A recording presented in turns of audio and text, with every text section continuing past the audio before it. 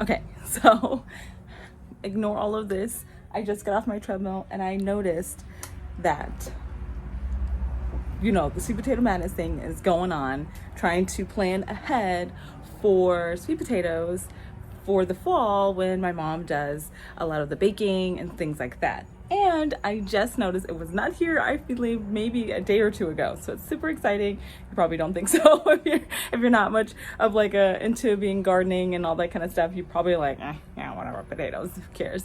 Anyway, there are sprouts on the potato that I put in the plastic container with soil and a little bit of water.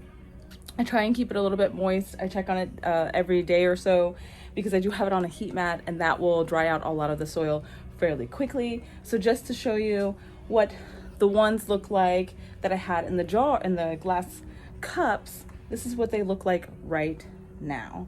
I'm just gonna take it out so you can see what it looks like. This is the one that did not have anything but just a little bit of ridges that I wasn't sure if there were eyes or not. They were just there. So this is taken off a lot. I think it's only been maybe 2 or 3 weeks. So it's going off a lot. And I do try and keep the water level about halfway. I don't care if the leaves and structures like that are a little bit submerged in the water, because as long as the top portion where the leaves are getting its light and the warmth is at the bottom, it seems to be doing okay.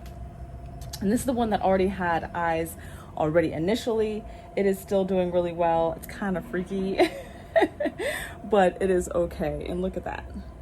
It's pretty cool. I like the colors. It's really pretty, to be honest. I wish it had like flowers or it could grow really big. So I'm super excited to see what the colors will look like when it's outside. Let me stop this real quick. Okay, it's the end warm-up part.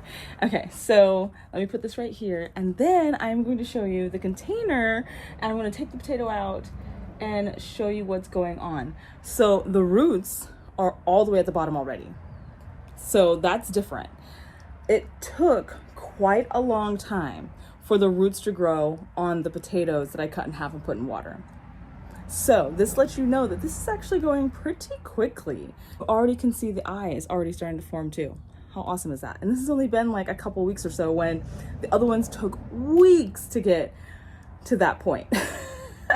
So it's probably ahead by at least a month or two. So this is definitely a quick way to go if you put it in soil and just nestle half of it in there, put it on a heat mat or somewhere that can get nice and toasty, especially underneath, because my other ones were on a windowsill and that did get warm, but I just don't think it got warm enough, because the bottom of the cup just stayed room temperature, whatever the house is, a little bit, and then it would cool off and then warm up and cool off throughout the day and overnight and things like that. But sitting these cups on the heat mat in my garage, a really messy garage, it got roots very quickly. That's when I really started to see the roots grow, and the whole overall plant started to grow much faster. So I definitely think the soil method is the best, as in faster. But if you wanted either of them to do well, just put them, even if you want to do the cut method, you don't really want to do the soil method, whatever the reason is,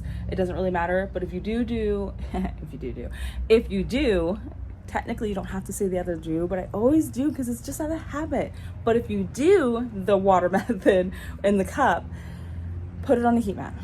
I think that is the way to still get it to go faster, because this one that has the larger plant structure is larger than the one that already had the eye. This is the one that didn't have an eye, and it is larger and growing bigger with more roots than the one that initially had an eye, but I did not put it on a heat mat right away. So I think the big key is making sure that it has enough warmth at the bottom and that it has enough water. And if you wanted to add maybe some food to it in the water, but just regularly check on it, add a little bit more water to it, because remember, the water is going to dissipate whatever's in there, oxygen, hydrogen, whatever the plant is going to use up. It's going to use it up fairly quickly, and it needs more to replenish each time so that it can get big quick. Then I just left it under a light, even if it didn't need anything yet, just because I didn't want to have to keep an eye on it and make sure I turn it on. And mine are set on a timer, so it just comes on early in the morning and then it goes off at like 10 or 11 o'clock. So I think it gets like maybe 13 or 14 hours of light a day. So just do that and see how that goes, okay?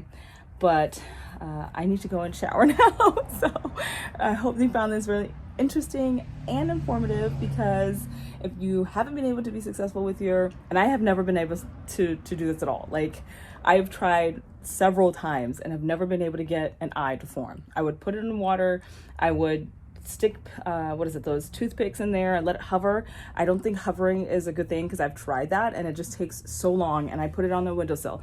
I think it needs to be warm enough so that the bottom needs to stay warm, and it really starts to generate whatever signals it generates to the eyes of the plant to start doing something. So I definitely think that is the key, is just that warm and water, and making sure that you replenish that water regularly and keep an eye on it and just have that light ready to go. So this is my first time out of, I think, 7 times I've tried to get this to work. So let me know what your thoughts are. Let me know if you were successful in your first try, second try, how it's going for you right now, because I'm super excited about sweet potatoes. I don't know if I'm gonna get anything by the time November comes around, but we'll see. All right, guys, see you in the next one. Bye.